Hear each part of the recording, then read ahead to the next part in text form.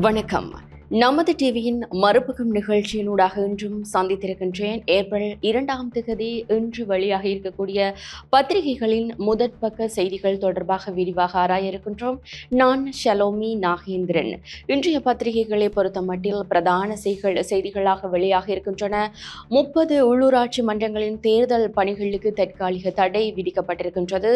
நேற்றைய தினம் நீதிமன்றத்திற்கு சில சுயேட்சை குழுக்களும் அரசியல் கட்சிகளும் வேட்பு மனுக்கள் நிராகரிக்கப்பட்டமைக்கு எதிராக நீதிமன்றங்களை நாடியிருந்தன. இதற்கமைவாக 30 உள்ளூராட்சி மன்றங்களின் தேர்தல் பணிகளுக்கு தற்காலிக தடை விதிக்கப்பட்டிருக்கின்றது. அதேபோல் நேற்றைய தினம் நிலாவெளி பகுதியில் போலீசார் மீது தாக்குதல் நடத்தப்பட்ட சம்பவம் ஒன்று பதிவாகியிருந்தது. அந்த சம்பவம் தொடர்பாகவும் இன்றைய பத்திரிகைகளில் செய்திகள் வெளியாக இருக்கின்றன. அதேபோல் லஞ்ச ஊழல் தொடர்பில் உதவியமைக்காக முன்னாள் ராஜாங்க அமைச்சர் வியாழேந்திரன் விளக்கமறியலில் வைக்கப்பட்டிருக்கின்றார். அவரின் விளக்கமறியல் நீடிக்கப்பட்டிருக்கின்றது. அதேபோல் நாடாளுமன்ற உறுப்பினர் சாமர சம்பத்தின் விளக்கமறியலும் நீடிக்கப்பட்டிருக்கின்றது. அதேபோல் மற்றொரு செய்தியாக இன்றைய பத்திரிகைகளில் வெளியாக இருக்கிறது. மாகாண சபை தேர்தல் இந்த வருடம் நடைபெற மாட்டாது என அரசாங்கம் சார்பாக ஒரு செய்தி வெளியாக இருக்கின்றது. இவை தொடர்பாக இன்றைய பத்திரிகைகளில் வெளியான செய்திகளை விரிவாக பார்க்க இருக்கின்றோம். முதலாவதாக வெலம்புரி பத்திரிகையை எடுத்துக்கொண்டால் பிரதான செய்தியாக வெளியாக இருக்கிறது. தேர்தல் நடவடிக்கையை இடைநிறுத்துக மேன்முறையீட்டு நீதிமன்றம் உத்தரவு என்றவாறு அந்த செய்தி பிரதான செய்தியாக வெலம்புரி பத்திரிகையில் வெளியாக இருக்கிறது.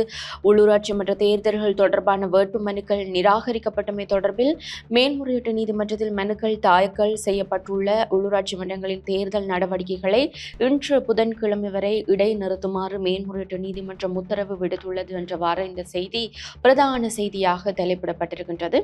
அதேபோல் நாமல் ராஜபக்சவின் நிழல் படத்துடன் ஒரு செய்தி வெளியாக இருக்கிறது. மக்களிடையே பொய்யை பரப்பி ஆட்சிக்கு வந்த அன்னூறு அரசாங்கம் நாமல் ராஜபக்ச குற்றச்சாட்டு என்றவாறு அந்த செய்தி காணப்படுகின்றது. யாழ்ப்பாணம் பல்கலைக்கழக மாணவன் மீது தாக்குதல் விசாரணையை ஆரம்பித்திருக்கிறது மனித உரிமைகள் ஆணைக்குழு என்றவாறு கட்டமிடப்பட்ட செய்தி வழியாக இருக்கிறது.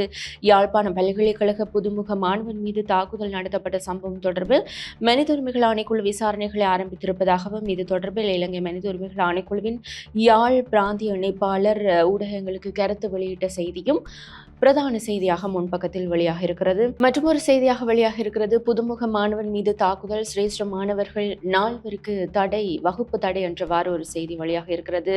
வவுனியாவில் குளத்திலிருந்து உருக்குலைந்த நிலையில் ஆணின் சடலம் மீட்பு என்றவாறு ஒரு செய்தியும் பேருந்து கட்டணம் அதிகரிப்பது தொடர்பான ஒரு செய்தியும் வழியாக இருக்கிறது. உங்களுக்கு தெரியும் 95 மற்றும் 92 ரக பெட்ரோலின் விலை குறைக்கப்பட்டிருக்கின்ற நிலையில் ஜூன் ஜூலை மாதங்களில் பேருந்து கட்டணம் உயரும் தனியார் பேருந்துகள் உரிமையாளர்கள் சங்கம் என்றவாறு ஒரு செய்தி வழியாக இருக்கிறது. அதேபோல் கட்டமிடப்பட்ட செய்தி இன்னொரு செய்தி வழியாக இருக்கிறது. அசாத்திய திறமையால் வியக்க வைத்த யாழ் சிறுமி என்றவாறு அந்த சிறுமியின் நிழல் படத்துடன் ஒரு செய்தி வழியாக இருக்கிறது. அதாவது 1000 தமிழ் சொற்களுக்கு அதன் ஆங்கில அர்த்தங்களை சாதாரணமாக கூறி இந்த 2.5 வயது சிறுமி வியக்க வைத்திருப்பதாக ஒரு செய்தி வெளியாக இருக்கிறது. இவைதான் இன்று வெலம்புரி பத்திரிகையின் முதற்பக்கம் இடம்பெற்ற முக்கியமான செய்திகளாக காணப்படுகின்றன. அடுத்து உதயன் பத்திரிகையை எடுத்துக்கொண்டால் அநீதிகள் காரணமாகவே ஆயுதம் ஏந்தினர் புலிகள் என்றவாறு பிரதான செய்தி வெளியாக இருக்கிறது. நீதி அமைச்சர் ஹர்சனவின் புகைப்படமும் இதில் காணப்படுகிறது. மீண்டும் அவ்வாறு ஏற்படக்கூடாது நீதி அமைச்சர் ஹர்சன தெரிவிப்பு என்றவாறு காணப்படுகிறது. பல வருடங்களாக தொடர்ச்சியாக இழைக்கப்பட்ட அநீதிகள் காரணமாகவே வடக்கு இளைஞர்கள் ஆயுதம் ஏந்தினார்கள். எனவே மீண்டும் அவ்வாறான நிலைமை ஏற்படுவதற்கு இடமளிக்காத வகையில் நமது செயற்பாடுகள் அமைய வேண்டும் என்று நீதியமைச்சர் கூறியிருப்பதாக ஒரு செய்தி அவரின் நிழல் படத்துடன் 15ஆம் பக்கத்திற்கு தொடர்வதை காணக்கூடியதாக இருக்கின்றது. அதேபோல் சிறைச்சாலை செல்ல ஒருபோதும் அஞ்சேன் நாமல் ராஜபக்ச தெரிவிப்பு என்றவாறு ஒரு செய்தி காணப்படுகின்றது.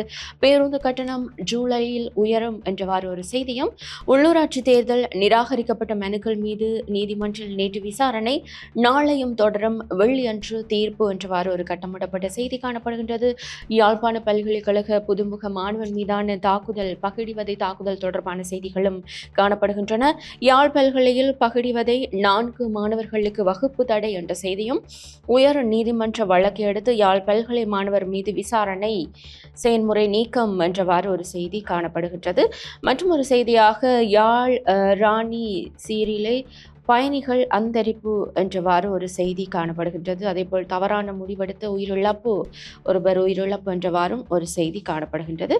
அதேபோல் 5 ஆண்டுக்குள் அரசியலமைப்பு என்றவாறு ஒரு செய்தி காணப்படுகின்றது. புதிய அரசியலமைப்பு உருவாக்கப்படுவதற்கான கால எல்லையை என்னால் சரியாக குறிப்பிட முடியாது என்றவாறு அந்த செய்தி 15ஆம் பக்கத்திற்கு செல்வதை காணக்கூடியதாக இருக்கிறது. அதேபோல் யாழ் தினக்குரல் பத்திரிகையில் ஒன்று வெளியாகிய பிரதான செய்திகளை பார்ப்போமாக இருந்தால், இந்த ஆண்டில் மாகாண சபை தேர்தல் இல்லை என்றவாறு நலிந்த ஜெயதிசவின் நிழல் படத்துடன் ஒரு செய்தி வெளியாக இருக்கிறது. சில சட்டங்களில் மாற்றங்கள் மேற்கொள்ளப்பட வேண்டும் என்பதால் இந்த வருடம் மாகாண சபை தேர்தல் நடத்தப்பட மாட்டாது என அமைச்சர் நலிந்த ஜெயதிஸ் அறிவித்திருக்கின்றார் என்றவாறு ஒரு செய்தி காணப்படுகின்றது. விண்ணப்ப படிவத்தில் தேசிய அடையாள அட்டை இலக்கம் இல்லை. தேர்தல் தெரிவத்தாட்சி அலுவலகத்தால் வேட்பு மனு ஏற்பு என்றவாறு ஒரு செய்தி காணப்படுகின்றது. அதேபோல் வேட்பு மனுக்கள் நிராகரிப்பு, தேர்தல் நடவடிக்கைகளை நிறுத்தி வைக்க உத்தரவு என்றவாறு ஒரு பிரதான செய்தி வழியாக இருக்கிறது. அதேபோல் யாழ் பல்கலை பகுடிவதை சம்பவம் மனித உரிமைகள் ஆணைக்குழு கவனம் என்றவாறு ஒரு கட்டமிடப்பட்ட செய்தியும், அதேபோல் இன்று நாட்டை ஆள்வது என்பிபி அல்ல ஜேவிபி, பேராசிரியர் நிர்மல் ரஞ்சித் காட்டம் என்றவாறு ஒரு செய்தி வழியாக இருக்கிறது. தையட்டியில் சட்டவிரோத விகாரை, பாதிக்கப்பட்ட மக்களுடன் பேச்சு, அரசாங்கத்தின் ஏமாற்று நாடகம் என்றவாறு ஒரு செய்தியும், 2.5 வயது சிறுமியின் அசாத்திய திறமை சார்பான ஒரு செய்தியும் வழியாக இருக்கிறது. அதேபோல் அனுராதபுரம் ஸ்ரீ மகாபோதி விகாரைக்கு செல்லும் மோடி என்றவாறு அந்த செய்தி காணப்படுகின்றது. ஏப்ரல் 4ஆம் தேதி பாரத பிரதமர் நரேந்திர மோடியின் வருகை இருக்கிறது. அதனையொட்டிதான் இந்த செய்தி வழியாக இருக்கிறது. அனுராதபுரம் ஸ்ரீ மகாபோதிக்கும் பிரதமர் நரேந்திர மோடி விஜயம் செய்ய இருப்பதாக ஒரு செய்தி வெளியாக இருக்கிறது. அதேபோல் இந்திய பிரதமர் மோடியுடன் தமிழ் தலைமைகள் சனி அன்று சந்திப்பு என்றவாறு ஒரு கட்டமிடப்பட்ட செய்தி காணப்படுகின்றது. இந்திய பிரதமருக்கும் வடக்கு கிழக்கு தமிழ் கட்சிகளுக்கும் இடையிலான சந்திப்பு எதிர்வரும் சனிக்கிழமை நடைபெற இருப்பதாக அந்த செய்தி காணப்படுகின்றது. அதேபோல் திஸ்ஸ விகாரை தொடர்பில் ஆராய யாழ்ப்பாணம் வரும் நீதி அமைச்சர் என்றவாறு ஒரு கட்டமிடப்பட்ட செய்தியும் இன்று வெளியாக இருக்கக்கூடிய யாழ் தினக்குரல் செய்தி பத்திரிகையில் காணப்படுகின்றன.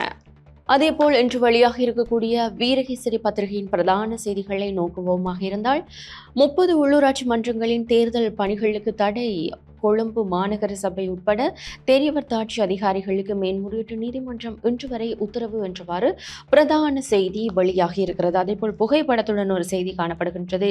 இலங்கையில் தடுத்து வைக்கப்பட்டிருந்த 13 இந்திய மீனவர்கள் நேற்று கட்டுநாயக்க விமான நிலையம் ஊடாக தமிழகம் திரும்பினர் என்றவாறு ஒரு செய்தி காணப்படுகின்றது. தேர்தல் தொடர்பான செய்திகள் தான் இன்று வீரகேசரி பத்திரிகையில் அதிகம் இடம் பிடித்திருப்பதை காணக்கூடியதாக இருக்கின்றது. 3 வேட்பு மனுக்கள் தொடர்பில் சமரசம், 34 மனுக்கள் தொடர்பில் சட்டமா அதிபர் ஆட்சேபனை, மேலதிக பரிசீலனைகள் ஏப்ரல் 3 என்றவாறு ஒரு செய்தி காணப்படுகிறது. மாகாண சபை தேர்தல் இவ்வருடம் இடம்பெற மாட்டாறு, அமைச்சர் நலிந்த ஜெயதீச தகவல் என்ற செய்தியும், சாமர சம்பத்தின் விளக்கமறியல் மேலும் ஒரு வார காலம் நீடிப்பு என்றவாறு ஒரு செய்தியும், 13 குறித்து இந்தியாவுடன் பேச வேண்டியதில்லை பொதுஜன பெரமுன கூறுகின்றது என்றவாறும், ஜூன் ஜூலை மாதங்களில் பஸ் கட்டணங்கள் உயரும், இலங்கை தனியார் பஸ் உரிமையாளர்கள் சங்கமும் தெரிவித்திருப்பதாக ஒரு செய்தி காணப்படுகின்றது. அதேபோல் முன்னாள் ராஜாங்க அமைச்சர் எஸ் வியாழேந்திரனின் விளக்கமறியல் நீடிப்பு என்றவாறு ஒரு செய்தி காணப்படுகின்றது. இராணுவ மருத்துவ படையை மியான்மருக்கு அனுப்புங்கள், முன்னாள் ஜனாதிபதி ரணில் விக்ரமசிங்க என்றவாறு அவரது நிழல் படத்துடன் ஒரு செய்தி காணப்படுகின்றது. எங்கள் அனைவருக்கும் தெரிந்த விடயம், மியான்மரில் அதிக பேரழிவு ஏற்பட்டிருக்கின்ற இந்த சந்தர்ப்பத்தில் இலங்கை தனது உதவி படைகளை அனுப்பி வருகின்றது. இந்த நிலையில்தான் ரணில் விக்ரமசிங்க சொல்லியிருக்கின்றார், மருத்துவ படையை மியான்மருக்கு அனுப்புங்கள் என்றவாறு சொல்லியிருப்பதாக ஒரு செய்தி காணப்படுகின்றது. அதேபோல் கடமைகளுக்கு இடையூறு விளைவித்த இளைஞர் குழு போலீசார் மீது தாக்குதல், நிலாவெளியில் சம்பவம் என்ற செய்தியும் காணப்படுகிறது. நேற்றைய தினம் அந்த சம்பவம் பதிவாகி இருந்தது. பல காணொலிகள் சமூக வலைதளங்களில் வெளியாக இருந்தது. நிலாவெளியில் தான் இந்த சம்பவம் பதிவாகி இருந்தது. இளைஞர்கள் சிலர் போலீசாரை தாக்குவது போன்ற காட்சிகள் வெளியாக இருந்தது. அது தொடர்பாக தற்போது போலீசார் தீவிர விசாரணைகளை முன்னெடுத்திருக்கின்றனர். இவைதான் இன்று வீரகேசரி பத்திரிகையின் முன்பக்க பிரதான செய்திகளாக காணப்படுகின்றன.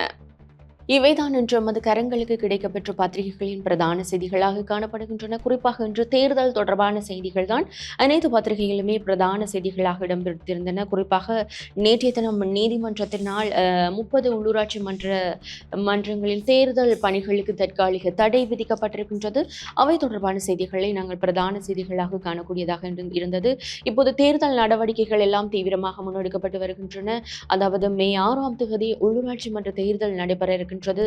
இந்த மாத இறுதியில் தபால் மூல வாக்களிப்புகள் நடைபெற இருக்கின்றன. இந்த நிலையில்தான் அண்மையில் வேட்பு மனுக்கள் சில நிராகரிக்கப்பட்டிருந்தன. அது தொடர்பாக சில சுயேட்சை குழுக்களும் அரசியல் கட்சிகளும் நேற்றைய தினம் நீதிமன்றத்தை நாடியிருந்த இந்த சந்தர்ப்பத்தில் தான் இன்று மாலை வரை தற்காலிக தடை, அதாவது சில உள்ளூராட்சி மன்றங்களில் தேர்தல் பணிகளுக்கு தற்காலிக தடை விதிக்கப்பட்டிருந்தன. இவைதான் இன்று பிரதான செய்திகளாக எமது கரங்களில் கிடைக்கப்பெற்ற பத்திரிகைகளின் செய்திகளாக காணப்படுகின்றன. மீண்டும் நாளை மற்றும் ஒரு மறுபக்கம் நிகழ்ச்சியினூடாக உங்களை நான் சந்திக்கின்றேன். வணக்கம்.